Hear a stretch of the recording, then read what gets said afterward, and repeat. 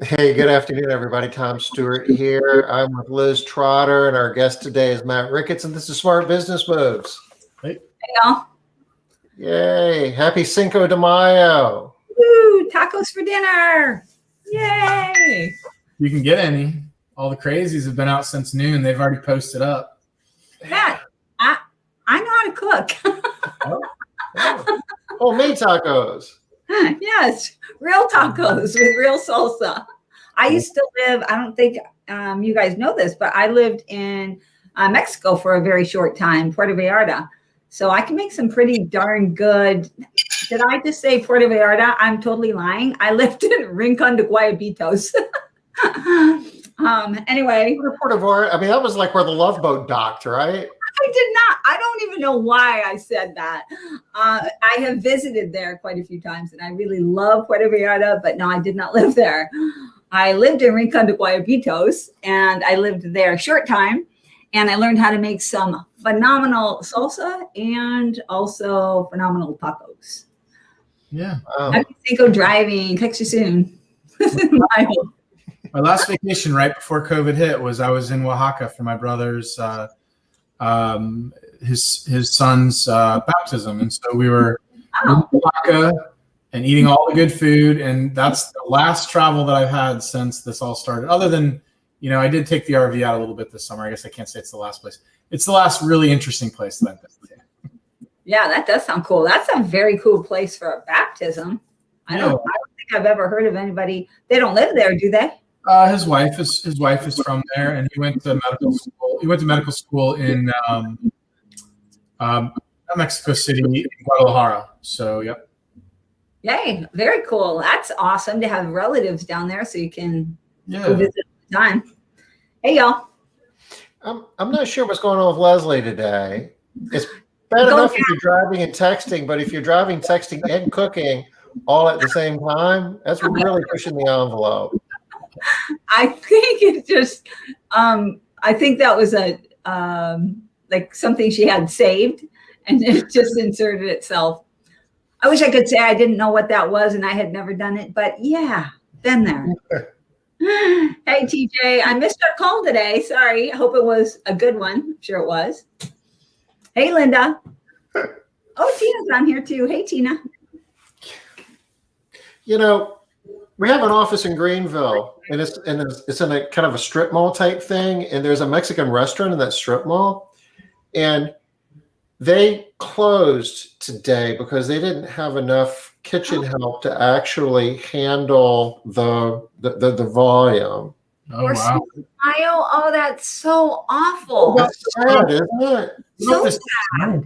To serve drinks and all that. That's all people are really going out for. That's so sad, though. This is such a big money-making holiday for. Oh, I hate that. Honestly, actually, there was a very long news segment last night on the local news of a restaurant that's been around. It's called Malone's, Irish restaurant, not Mexican, but been around for a long time. Owner got on there and he's like, "I'm down to like 6 team members. I can't run this place like this." I kind of thought it was kind of a little bit of a quit, because he could have been like, I could close on Sundays and Mondays, or there was some solution, but I mean, he just can't hire, can't staff. And I mean, the place, he's like, it's jam packed night after night. I mean, it's like a really popular place. And I guess they're going to auction it off and someone's going to buy it. So it's never going to really miss a beat. It might just be like a publicity stunt for the auction, but I mean, they did a lot of coverage on it because it's a popular place, and they really beat on the fact that there's not a lot of labor available right now. I thought that was an interesting. So it's not just us. It's not just our industry. It's other. There are some restaurants here that are only open certain days of the week because they can't staff enough to be open 7. Yep. Yeah, I'm seeing a lot of restaurants here in St. Louis are closing on Sundays now, which is normally a fairly big night out, but they just, Sunday and Mondays they're closing if they can't staff. It's interesting. It's interesting. That's a new dynamic. Mm-hmm. We have a lot shorter hours here too. The restaurants have much shorter hours. Yeah. Yeah. That's too. I've noticed that as well. Though I don't usually go out to the late night places, but I got a bunch of friends visiting this week, and they'll probably drag me out later than I want to be. So my 9 o'clock bedtimes will probably go a little bit later this week. So. Yeah, 9 o'clock. Wow, you're really up late there, Matt. I know. I pushed it to 10:30 last night. I was a little late. Since I started working with Tom on Made Central, I'm up a little bit later, like researching stuff. Like, not as normally on my early to bed, early to rise game lately. But I'll get back. It's fun. Having fun. We're voxing each other at 11 o'clock at night some nights, building websites till 1 a.m. It's usually fun, but neither of us probably have the best boundaries with work. I find myself on more one occasion, like I'm kind of winding down, I'm kind of laying in bed, and next thing I know, I'm having to get up and get a computer, and I'll still go back to bed, but it might be like 1 o'clock in the morning, and I'm working on something. Yeah, we both have bad work boundaries. We both like working a lot. We're trying to be like at 5 o'clock on Friday, stop talking to each other. Yeah. Otherwise, we'll just work all weekend. It's not the best. Good luck. Good luck. Yeah. Oh, Tina. I agree. Matt looks like he's having a whole heck of a lot more fun than Tom, doesn't he, Tina? But Castle Keeper sponsors a charity fundraising event for one of our clients, and every year it's a golfing event, and it was Monday. That's why I wasn't here, Liz, and you held down the fort and had a lot of help doing it, and I caught pieces of it. It looks like you guys had a rocking time, but I play golf maybe twice a year, and it's like people tell me that I should probably do that more, and I think about it, and I honestly have more fun doing this than I do playing golf. And I might not look like I'm having fun, Tina, but you should see what I look like when I'm playing golf. Yeah, that's because of the Botox. Before he got Botox, he looked like he was having so much more fun. Hey now, if I'm not vain enough to dye my mustache, I'm certainly not going to go that route, right? Yeah. I'm guessing not, Tom. Yeah, Leslie, we're having the same thing here.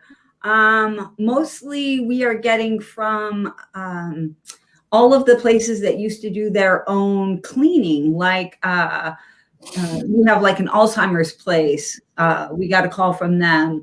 We have a retirement home that we got a call from them. So we're getting a lot of calls from those types of places. And that's not from the apartment complexes, though, which I thought we would get. We're getting all kinds of that too, and it's interesting, especially the hotels. It's like because hotels are usually pretty good about staffing that. So I haven't gotten any hotel calls. How about you, Tom? Are you guys getting hotel calls? Honestly, I don't know. We have gotten a gym call too, Leslie. I'm spreading rumors. Thank you, Liz. Now everybody's gonna believe it too. So awesome. I've got better hair genes than I do for sure. I don't think he needs Botox. I think he's aging great. I know he does have really good genes. He doesn't need Botox. I'm Tom's age. I'm gonna look a lot like a wrinkled up purse from all the time I've spent in the sun. And Tom's got better aging genes than I do, I think. Yeah. Good job.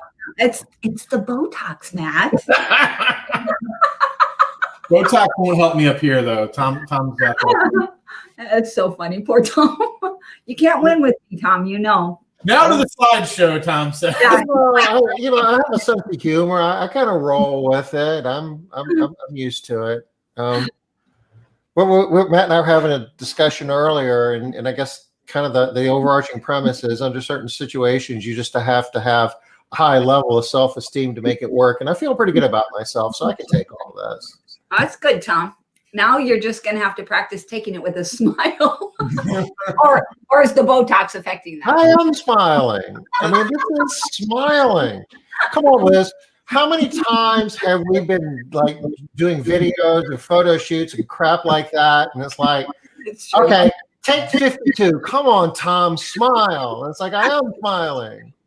It's true. That is your smile. Amen. And then you jump in, you show me how to smile. It's like, I can't do that. I'll hurt myself. I don't have that many teeth, Liz.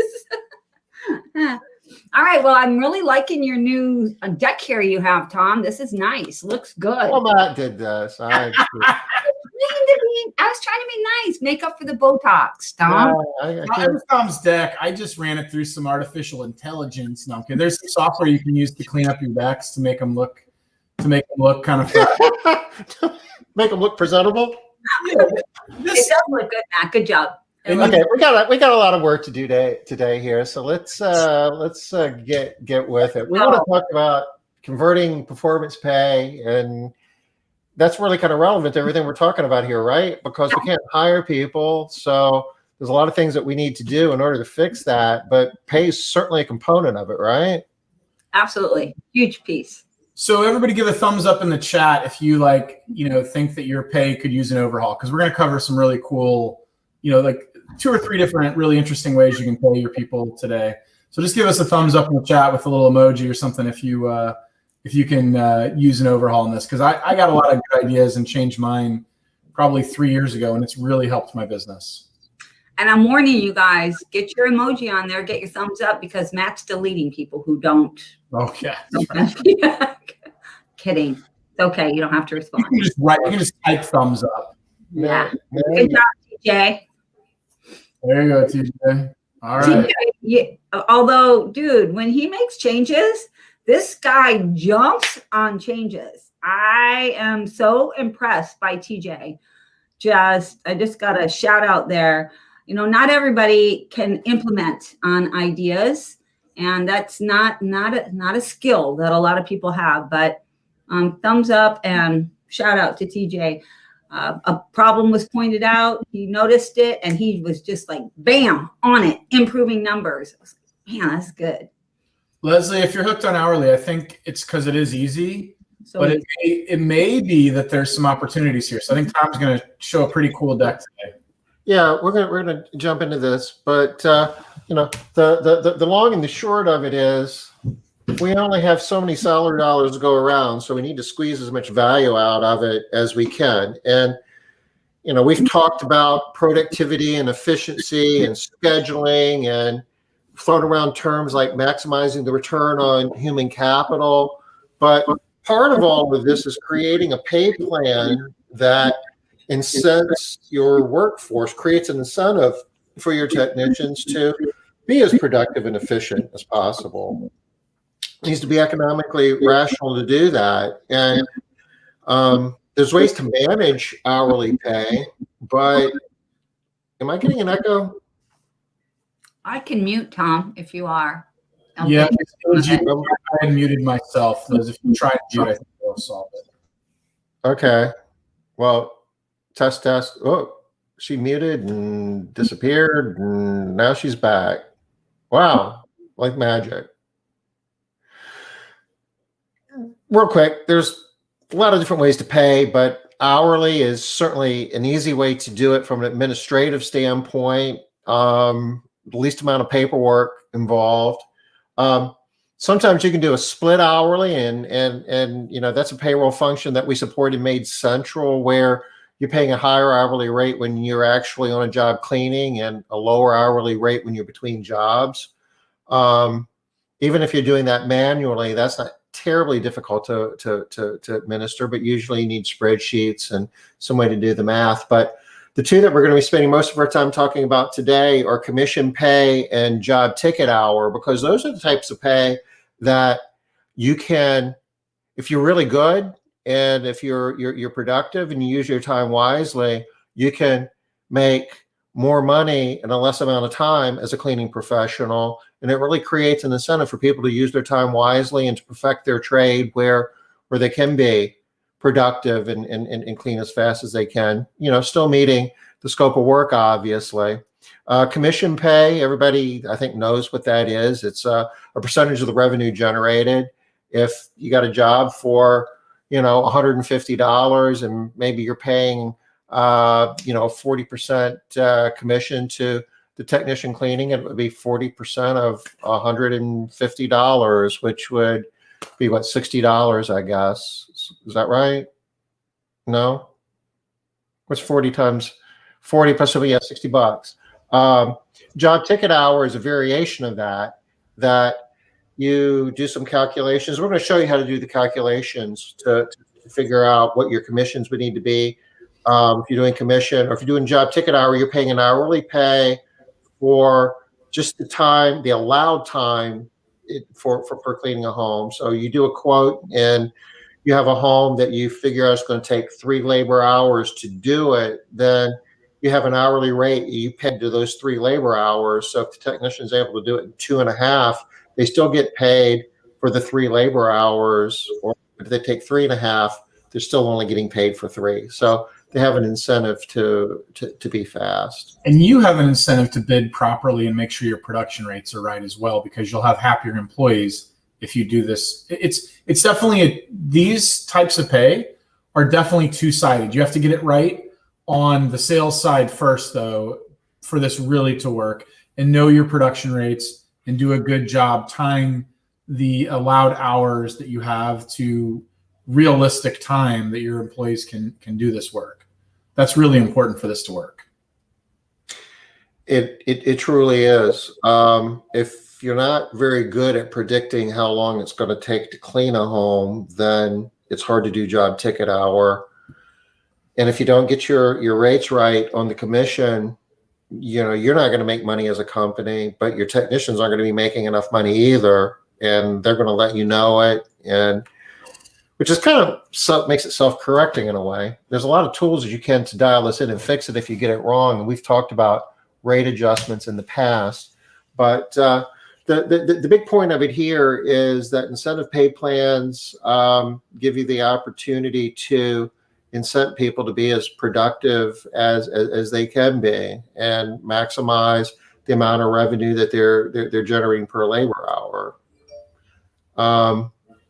But you really have to do some math to make some of these work, because you really are figuring out pay based on a job by job basis. And whether you're doing commission or doing job ticket hour, if somebody's cleaning 2 homes a day, 5 days a week, that's like 10 jobs. You have to figure out individual pay for each one of those 10 jobs and then add all that up over the course of the week and do that for every cleaning professional that's working for you. If you're doing that by hand or even with spreadsheets, that's a ton more work than just saying, well, they worked 37 hours last week times $15, and that's their pay, because that's what it would look like if you were doing hourly.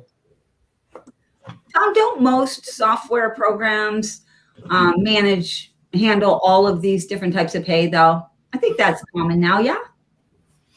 Does anybody on here not have their pay type supported by their scheduling software? I'm just curious.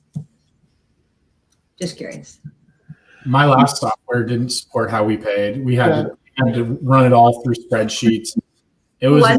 Who'd you have? I had a software called Vonago. It was not industry specific to our industry. Yeah, I've heard of Vonago. I haven't known anybody that's used it. I'm just wondering if some of the basic ones, Customer Factor, ZenMaid, Service Autopilot, if anybody here has, and I know some of these people on here do use these different styles. I do know that there's a lot of people out there who use, say, T-sheets for time tracking. We always did. So that kind of tells me that they're using, if you're doing that time tracking, that's for payroll purposes, right? Well, you can have hourly for that too. If your hourly T-sheets makes it so easy, they just clock in, clock out, and bam, your payroll's there. Right. But if you're using T-sheet, it's not doing any calculation for you if you're doing one of these performance pay systems. Yeah, no, I was just wondering if all of the different software companies track this. I know they don't have the same reporting capabilities and all that, but I'm wondering if they all at least track. Leslie used the T-sheets, probably hourly. How about the Cleaning Guru? I haven't even heard of them. Do they support all the different pay types? Specifically like commission pay or job ticket hour, does it do the math for you? Or I know some people wind up exporting something or another and dumping it into a spreadsheet. Yeah, I'm not talking about that. Well, I'm just curious. All right, go. I'll mute again. Sorry.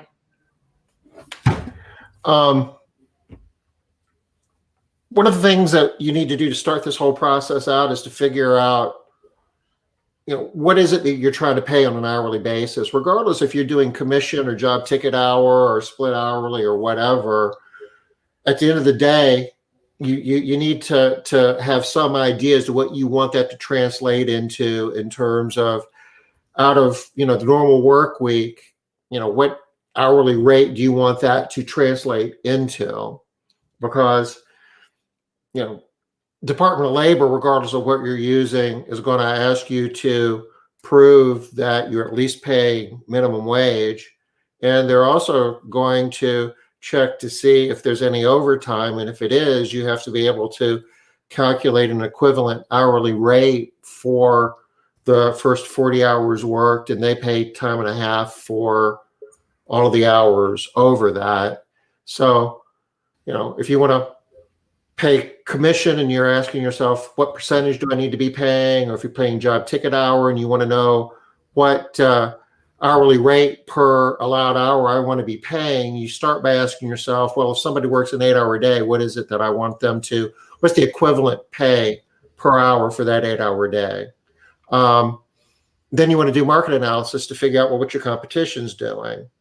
I have a slide here with Department of Labor, and I can click on this, I guess. Well, But see, in that, Tom, looks like Linda pays percentage. And so she's got commission, and they do make sure that she pays the minimum, which is awesome.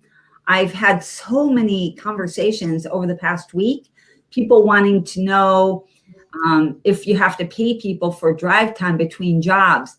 Y'all, yes, you do. Do you have to pay them additional monies? No, but they have to be paid for all of the time that they're working for you, from the start to the finish, everything that's in between there. Linda, what software company do you use? I'm glad that they manage they manage the minimum wage and commission pay. That's awesome. Dad, what was it called? Okay, go ahead. You're fine. He's cute. He's getting big though. Wow. Yeah. Made easy. Yeah. All right. Good. Yeah, I bet they do. Yeah. Because John has an awesome piece of software. They do. Awesome. Thanks, I Linda. don't know if they do job ticket hour. They might do that too. I don't know. She probably doesn't know. Point is, Department of Labor has statistics on prevailing wages for house cleaning in various parts of the country, and you can drill down to like a city level. Problem with it is it's old data. Yeah. The most recent stuff that I was able to find was from in May in 2020, and there have been a lot of unprecedented events that have taken place since May of 2020. Yeah. So for market research, I would advise looking at Indeed and places like that and seeing what your competition is advertising for starting wages. That's probably a better thing. If you are interviewing anybody that is coming over from one of your competitors, certainly ask them, what were you making at your other, place of work, and any other intel, you can get from that. Wages are going up. I think that's a safe thing to say, and I think that they're going to continue to go up. I don't think, you're going to see that going in the other direction for a while. This ties into the restaurants and everybody else that's fighting over the same pool of labor. And for a lot of people, it's not economically rational for them to want to work right now because there's still a lot of money sloshing around out there. And for reasons that I can't explain right now, my deck is frozen. Uh-oh. This doesn't ever happen to me. Tom, do you have 2 screens?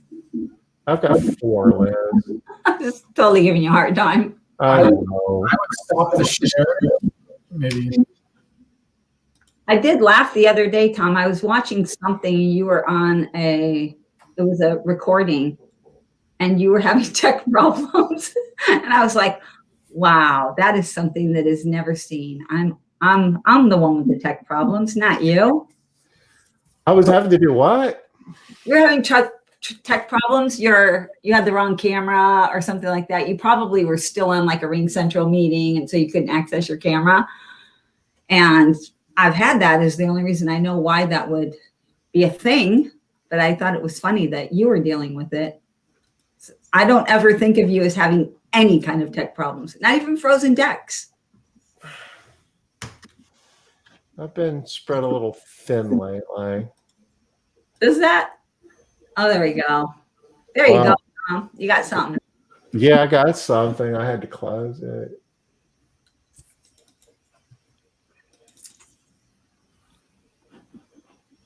I always think if you're having a problem, it's really severe. Something big is going on. Okay. Sorry about that. I was going to say, I pulled the deck up on my computer just in case. If it happens again, Matt, we'll switch over to you. Oh, this is a nice looking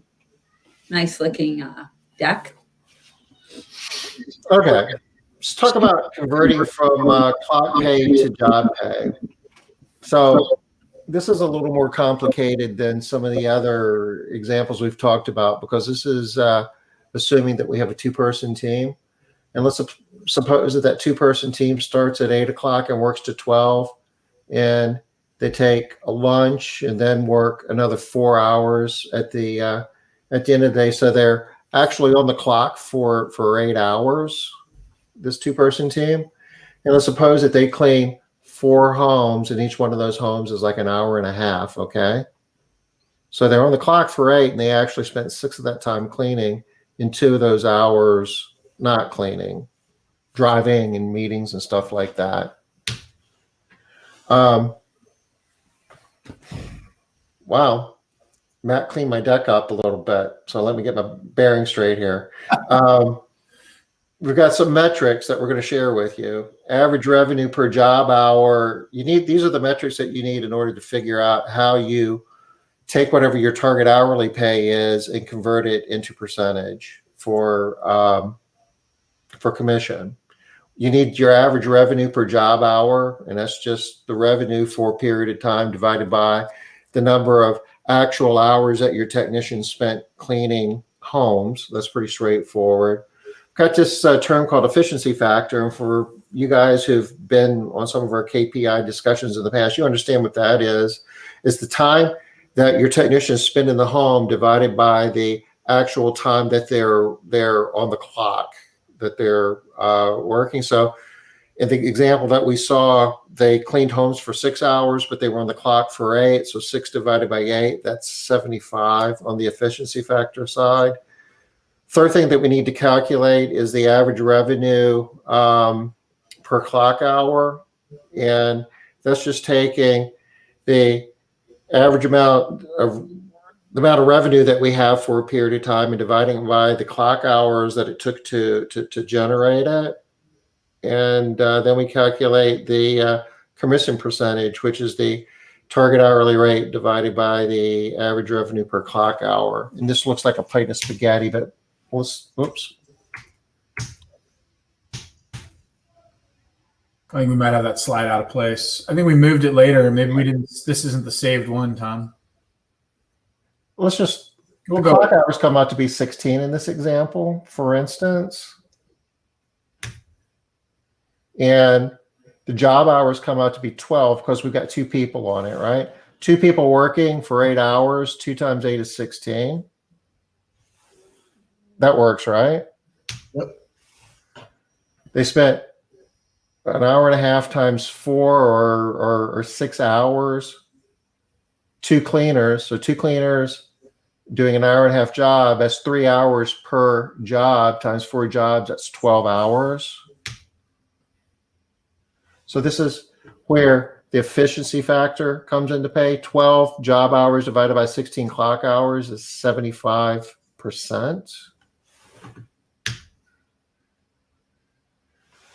So they generated, each job was $150. So they did $600 for that day. And the job hours was 12. So they got $600 divided by 12 job hours. That's $50 per job hour.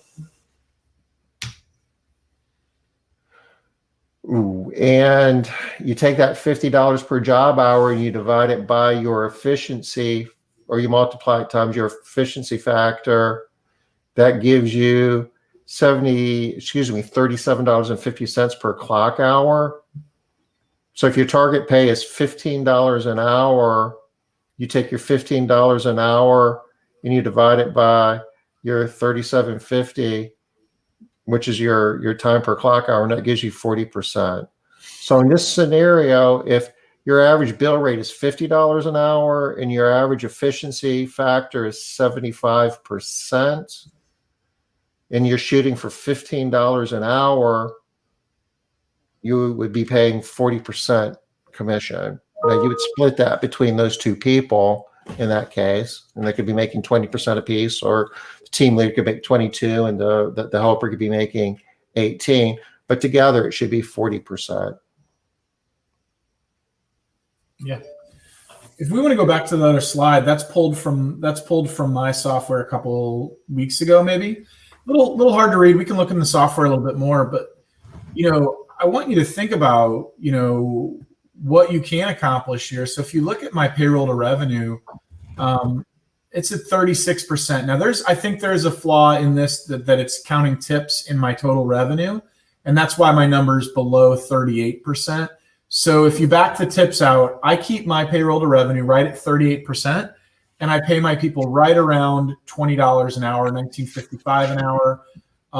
And so all those calculations Tom kind of just went through is what you're trying to get to is you're trying to basically create a pay system that allows you to still manage all of your profits, manage to have some profits left over at the end of the month, while still paying people a competitive wage. And what do you guys think is a competitive wage at this point? Maybe type in the chat what you think it's going to take to hire people at this point. I mean, we all have a minimum number, but what do you think is competitive? What do you put it in there? I need the answer. So, let us kind of know, but I'm finding, if my people can make around $18 an hour, they'll stick around. I think it really depends on where you live too. So, depends on what everybody else around you is paying, and not other cleaning companies. I'm not talking about cleaning companies. A year ago, 2 years ago, we would have been talking about cleaning companies, but now we really have to talk about the other jobs that your people could get, which are a lot of them, right? That's why they're not coming to our jobs. Yeah. I've seen some people make some bold moves though, and rather than doing the market analysis and saying, okay, well, I think my competitors on the average are starting people out at, $13.25 an hour or whatever, they just basically took the jump and saying, okay, well, we're going all the way to 15, like as a minimum wage. And they've been able to ramp their workforce up. I mean, it's not about where it is, it's about where it's going. And my mind is that, we're paying musical chairs, and sooner or later the music is going to stop. And we don't want to be the last company to figure out where the minimum wage is going. Yeah. I can tell you, Castle Keepers, I mean, we're here in the Southeast, and the wages here, and the minimum wage in the markets that we're in is $7.25 an hour. And it's been climbing. Our starting wage a year ago was $8, and it's currently at 13. And we made a decision today that we're going to be making an announcement on Monday that we're moving our starting wage to $15 an hour. We're raising rates. We're doing all other things that we need to do. A lot of these reports that Matt's showing, there's a lot of fancy math that goes into that, because there's a lot of things that you need to adjust in order to make that happen. But, I think 3 months from now, it's going to be obvious that that's where we need to be, or maybe we need to be further than that. But you don't want to be the lower end of the scale in terms of wages. You want to get in front of it. At least that's my advice. That's what I'm saying. I'm saying the same thing. That's why I'm talking about depends on where you are. If you're where I am and you're trying to pay $15 an hour, y'all, that's too late. Yeah, that was 3 years ago. Like, right? So we raised our base pay to 15. about a month ago, and since then we've netted 5 new employees. So I will say 15 per hour or split. This is a great question. Go ahead and finish your thought, Matt, and I'm going to answer this because this is an awesome question. And that's it. I've noticed that just raising our floor to 15, and we can talk about, but the way that I pay is commission, and if somebody falls below 15 in their commission rate, we supplement their pay to make sure that they hit at least 15. So go ahead, Tom. Yeah, I don't know if we've got reports in this deck to show it. I guess we could log in if we wanted to, but the last slide was the whole verification process. We talked earlier about you have to be able to prove to a Department of Labor that you're at least paying minimum wage. Well, you should be able to set your minimum wage to whatever you want it to be. You know, the federal government might say it's $7.25, but if you want to say your minimum wage is 15, then you can do that. We give every employee a different minimum wage, and we'll say as a company that the minimum wage is 15. But for somebody who's been here longer, we might say, well, your minimum wage is $16 an hour, and still put them on commission or fee split, if you will. But if they do it, over the course of the week, if their wage doesn't, if the money they made off a fee split doesn't at least hit that minimum wage, be it 15, 16, 17, whatever we set it to be for that individual, we would do the math and figure out, well, based on the hours, you would have made this amount of money. So really what we're doing is saying we're guaranteeing you a minimum wage of X or more with your commission. So if your commission doesn't at least hit that, it's whatever is greater, the $16 an hour, $15 an hour, or your commission, whichever is greater, is really how the logic works. So, Tom, you're going to have to explain about fee split, because most people, when they're talking about fee split, are not talking about the same thing you're talking about. Commission, a percentage of the revenue generated. So when he says fee split, you guys just don't think of split pay like you're thinking, Robin, of one pay for drive time and one pay for when you're in the house. That's what he meant by split. That's what most people are thinking of when they talk about split. But you can do that with split too. If you're paying like 18 in the house and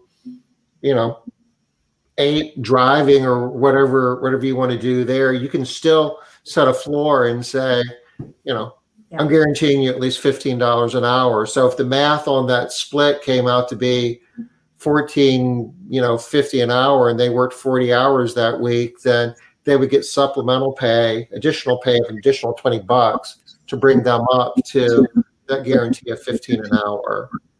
So this is on Monday, because it looks like most of you guys were here on Monday. This is what we were calling commission with base pay. So just a base pay. And Rosemary was talking about having a minimum, same thing, commission, but with a base pay and a max pay. Yeah. So that she pays in between there. You'll never get paid less, but don't go too fast, because you're never going to get paid more either. And I use different language than commission, because it's not really truly commission in my mind. I call it job share. Like, it's their share of what's left over if they hit their targets. So I just use a little bit different language. You can call it whatever you want. Commission is really not truly what it is. So I think it creates some confusion, but it was called that by Jeff Campbell in 1979, and we've all kind of adopted that, right? So, that's kind of where that idea came from. So if you haven't read his book, he kind of laid that out in 1979 when he wrote Speed Cleaning, and we all kind of adopted that as like, oh, it's commission, but it's not truly. You're saying that in 1979 like you remember when that book came out. I mean, I was born that year. I think it was the first book I read, right? It was That's so funny. He was born that year. I graduated that year. Yeah, it was a good year for me. Actually, I graduated a couple years before you were born. It's awesome. Job ticket hour is really easier to figure out what you need to be paying for the allowed hours. If you're shooting for $15 an hour and your efficiency factor is 75%, you just take whatever your target pay is and divide it by your efficiency factor. In this case, 15 divided by 0.75 gives you $20 an hour. So you'd pay $20 an hour for the allowed hours on a job. And that would, on average, equate to $15 for every clock hour. And you can put a floor under that as well and say, I'm going to guarantee you $15 an hour, and maybe peg your target pay to $16 an hour and redo this math and take 16 and divide it by 0.75, but never let it drop below that 15. So if it comes out to be $14.50, you do the math and figure out, well, how much extra pay do we need to give them in order to get it to the 15? And again, this is sounding really confusing for people. If you're thinking your software doesn't do this, then it is doable. But you remember, you do have to do the math on it. So don't just wing it if your software doesn't do this. Job ticket's not that hard though, because you probably have a set number of hours available for each job. You can pull that into a spreadsheet every week and multiply it out by the job ticket hour that you're setting. Liz, if you mute for 1 second, I'm sorry. So if you multiply it out by the job ticket hour, then you can kind of get to a pay pretty easily with job ticket hour. That's another thing that I've tested before, and I think it's you could run reports in most of your software and do this. Obviously, Made Central is going to make this easier, but a lot of your house cleaning softwares might have this function. And I would definitely look into job ticket hour as a pay. I think it's one of my favorites.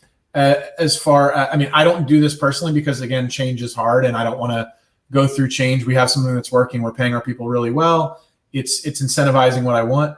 But job ticket hour is my favorite because then they can brag about, if your job ticket hour is $25 an hour, they're making $25 an hour for every hour they're cleaning. That's what they're going to tell people they make. And, especially if you're a solo, you can get that efficiency factor up even higher.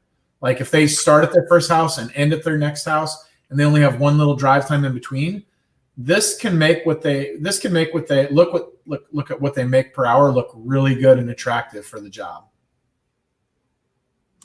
The other thing that's really nice about job ticket hour, especially if you're coming like Leslie, you're hourly, you love it, but you want to have something that's maybe a little bit more incentivizing.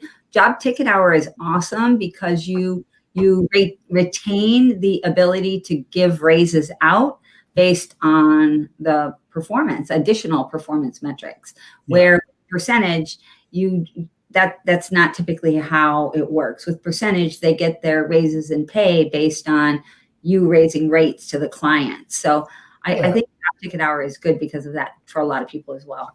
A couple of my friends that are visiting this week use job ticket hour, and I really understand it well because they've described it. It all looks kind of crazy, people, but once you go this way, your life can be improved as far as recruiting and retention. When your employees can brag about making $25 an hour or whatever the number is, that's a big deal, especially with solos. You can get your efficiency factor up really high to be able to pay them pretty well. Yeah, because when you're paying commission, a lot of times that gets confusing. It's hard to even explain because there is more math involved. And even the word commission has some negative connotations. Sometimes people hear that and think it's some type of multi-level marketing thing. And, there's a lot of confusion that goes along with that. But if you can just say that, we're paying $25 an hour for the time it should take to do a job, then it's a lot easier in a lot of different ways. Yeah. The one good thing about commission, though, or excuse me, Molly got a haircut today, so I haven't seen her, but it sounds like she's home now. Tom, it doesn't sound like she's happy about her haircut. No, I'm not sure what we got there, but commission. Your cleaning professionals of the company are in alignment and making sure that the customers are paying what they're supposed to be paying. If you have a job that's under bid, even if you're not tracking that closely as a business owner, which you should, you want to have tools in place to do that. But if you aren't, your technicians will help you out with that. They'll let you know, because they'll tell you that I'm not making enough money at Mrs. Jones's house. You need to charge her more. Absolutely. Good point.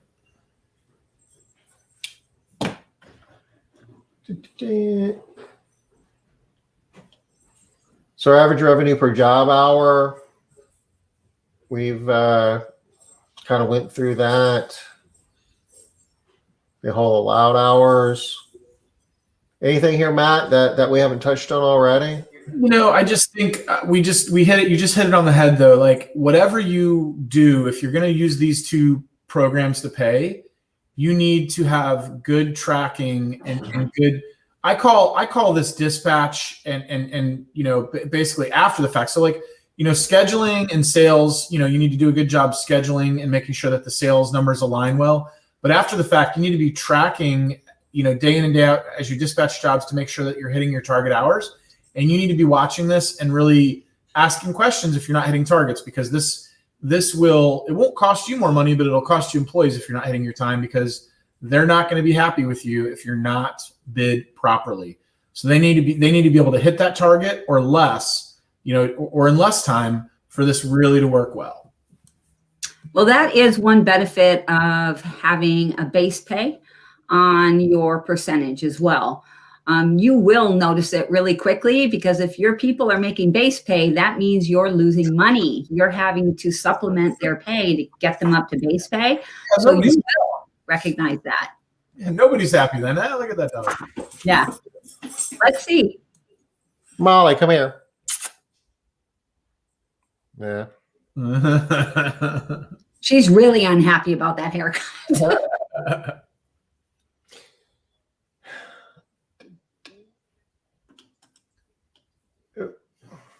So this is an example out of Made Central of a lot of things we're tracking. I have the screen open if you want me to share, just like in. Sure. This is from a demo account. That's, let's just kind of look what we have here. So let me zoom this out to the whole screen here.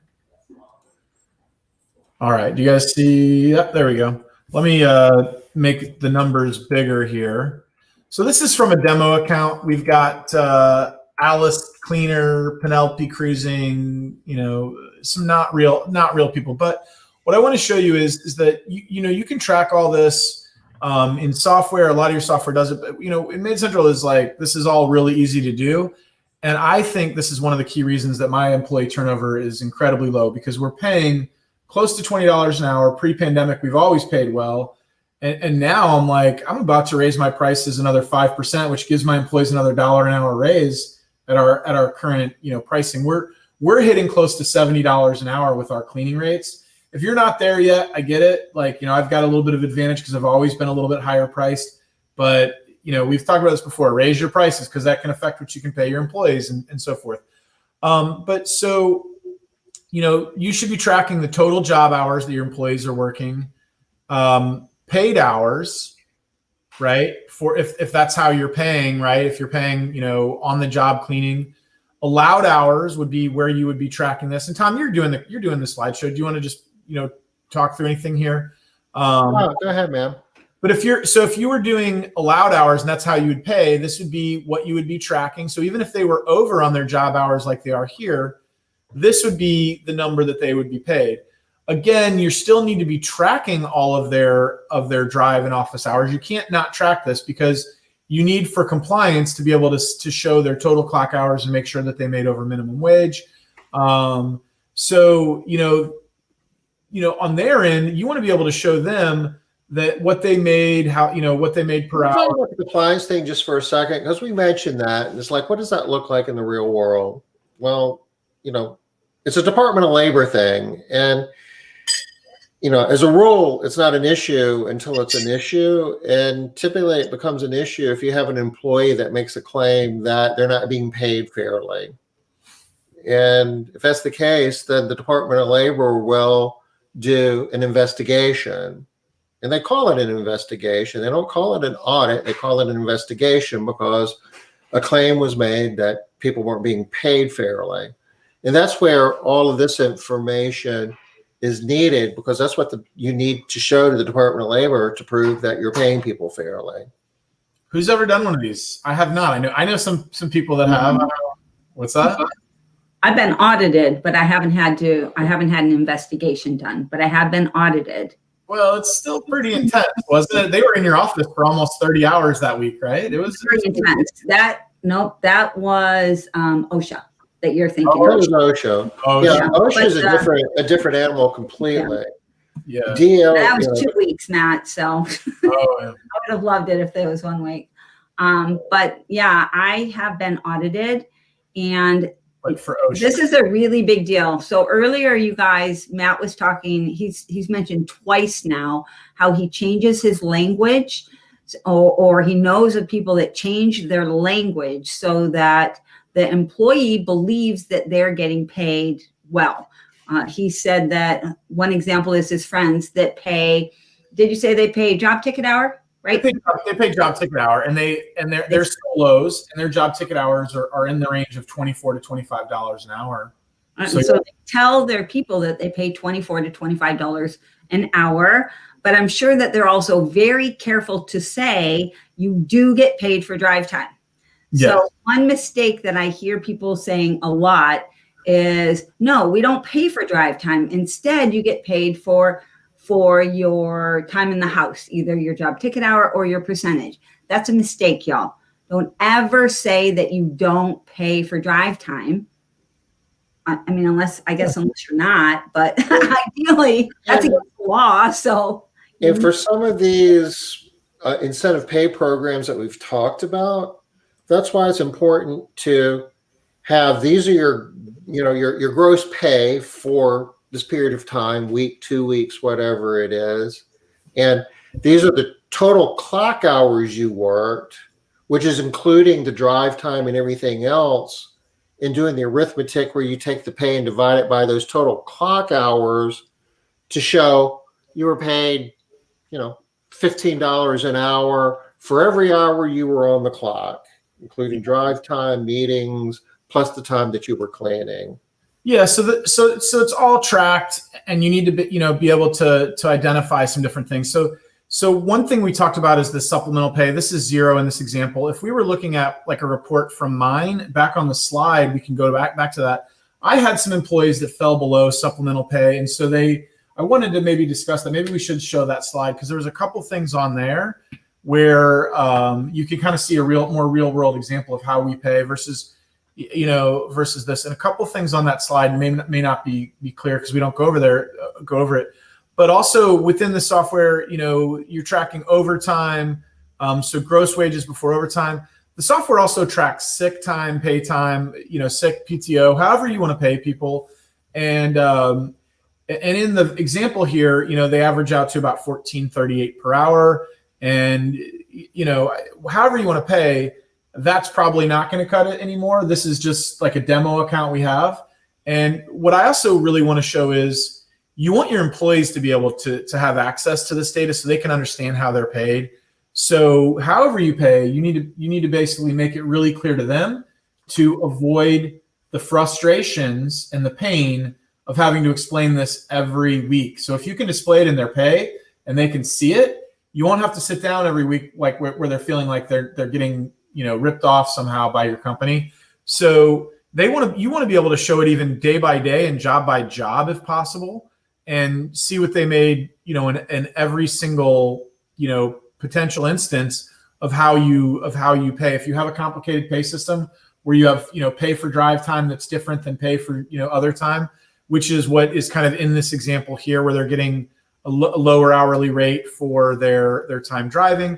You want to make that clear to them and be able to see what they made, if they had any supplemental pay, if they had any tips. So this is, again, a demo account. So it looks like they had some $41.66 in tips here. So they want to see, you can see that their job pay jumped up because they got some tips. So, it's a little disingenuous sometimes where I hear people, and I use it too a little bit, where I'm like, my average employee makes $21 an hour when I include the tips. And it's a nice number. But But if that is how you're going to pay and tips are important, then it's definitely really important that your employees can see all the tips they made, who gave it to them, and so forth. So, you're hitting on a good point too, Matt.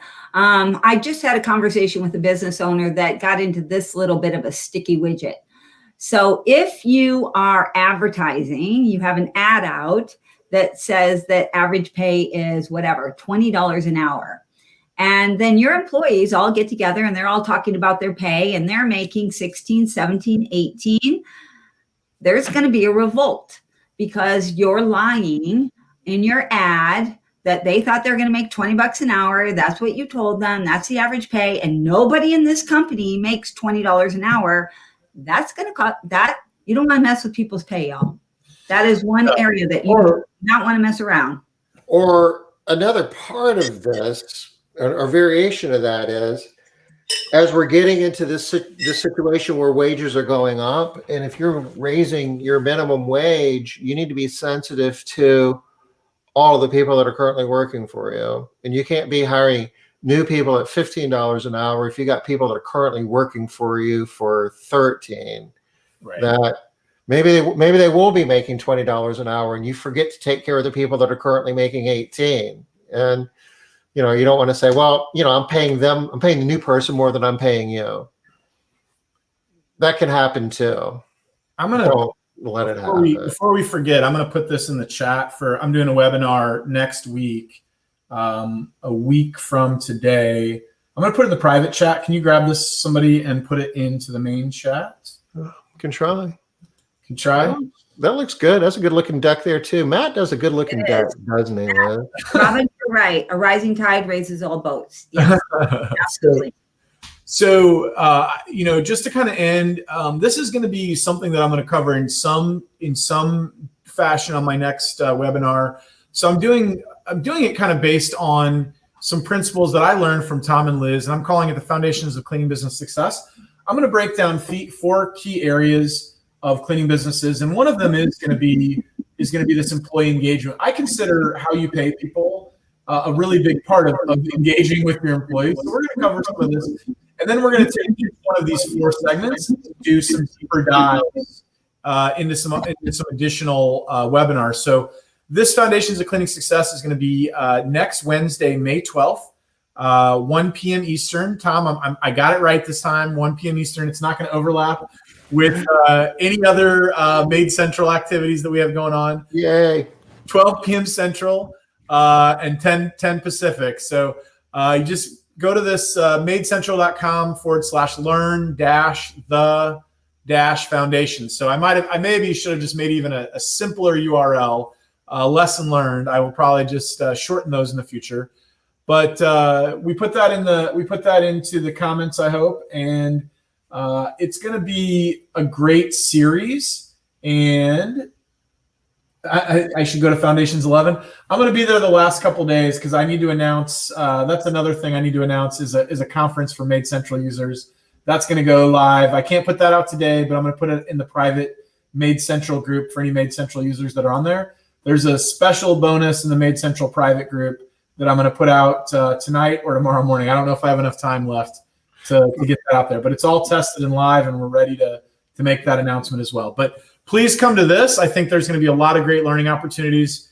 It's going to overlap with a lot of great information that Tom and Liz have taught me over the years. So you will be doing a cameo at F11 as well, though. I'll drop in the last couple of days. I'm going to be there.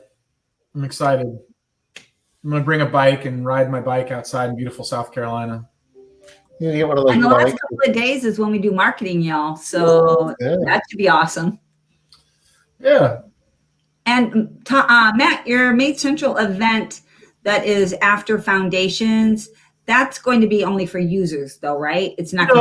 No, we're gonna see if we have enough room. If we oversell, we might get a bigger space. We're planning on holding it in Tom's place initially, but there's a lot of learning opportunities and overlap if you're not a Made Central user. We're gonna sell it to Made Central users first, and then if there's just a lot of outside demand, and we're adding a lot of users to the platform right now. So there may be the case that we need to go with a little bit bigger space than Tom's office. So we'll figure all that out in the next month. But the initial plan is we're gonna get a couple recommended hotels. We're gonna let people have their evenings to themselves and socialize and network after hours, and have 3 days of just jam-packed learning at Tom's office. So we'll see if we can open it up to the general public. We're gonna sell it to our main central users first. All right. So Tom, we are out of time, Tom. we are until Monday.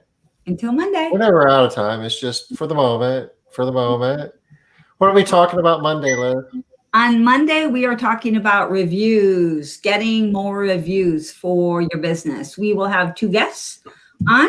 For those of you that know Gosha from Chicago, and then also Dan Smith from Oklahoma. Oh, you guys are in for a treat. That is going to be awesome. Gosha and Dan are both really smart business owners. That's going to be a great week. Good job, guys. Good. Yeah. Okay, guys. We'll see you all Have a on good Monday. rest of your week. Take care. We'll see you Monday, 5 o'clock Eastern. Bye-bye. Bye, y'all.